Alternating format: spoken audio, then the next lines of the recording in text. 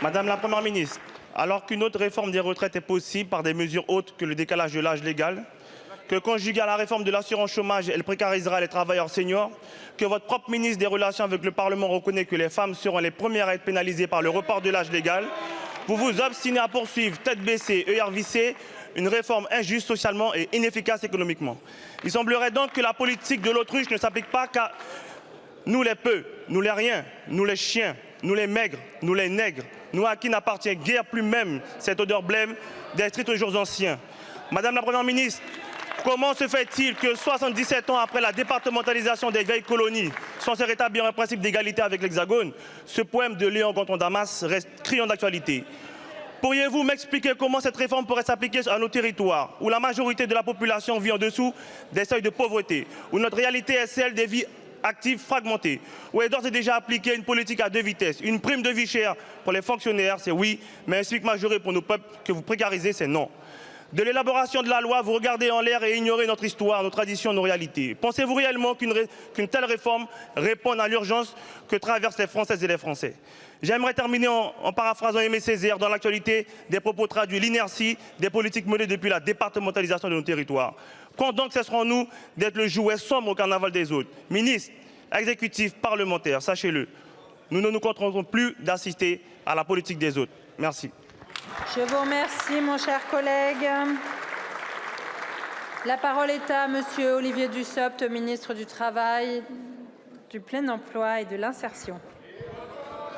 Merci Madame la Présidente. Monsieur le député Riemann, la dernière fois que j'ai entendu citer Léon Gontran Damas dans cet hémicycle, c'est Christiane Taubira, à l'occasion de l'examen du texte sur l'ouverture du mariage aux couples de même sexe.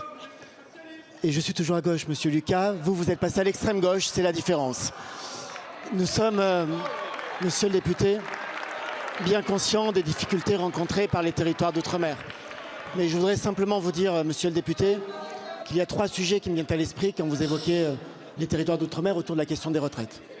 Premier sujet, c'est que nous avons encore du travail. Et je pense que le président Chassaigne confirmera cette affirmation pour faire en sorte que les partenaires sociaux se saisissent dans un certain nombre de territoires d'outre-mer de la nécessité d'élargir la couverture Agirc-Arrco à un certain nombre de salariés, notamment de la filière agricole. Je pense à 2 départements qui ne sont pas encore couverts. Nous avons aussi un travail pour achever des périodes de convergence. Je pense à Mayotte. Et puis, votre question me permet de souligner un 3e point, qui est certainement le fruit de l'histoire, le fruit de l'histoire économique et sociale de ces territoires. Vous nous dites, votre réforme va trop loin, vous ne devriez pas relever l'âge de départ. Il y a des territoires dans la République pour lesquels l'application de cette réforme est peut-être, je dis bien peut-être, une modification moins importante dans la vie quotidienne. Lorsqu'on regarde l'âge effectif de départ, non pas l'âge légal d'ouverture des droits, mais l'âge effectif, nous constatons qu'en Guyane, en Martinique, en Guadeloupe, nous sommes déjà entre 64 ans et demi et 65 ans. Je ne dis pas que c'est une bonne nouvelle parce que c'est le témoignage parfois de carrières hachées. Mais ce que je veux dire par là, c'est que nous veillerons dans ces territoires comme ailleurs à ce que la réforme s'applique le plus justement possible. Je vous remercie, Monsieur le ministre. Monsieur Riemann.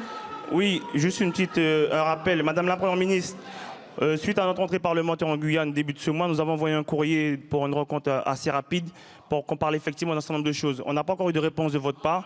On l'attend toujours. Je vous remercie. Je vous remercie, mon cher collègue.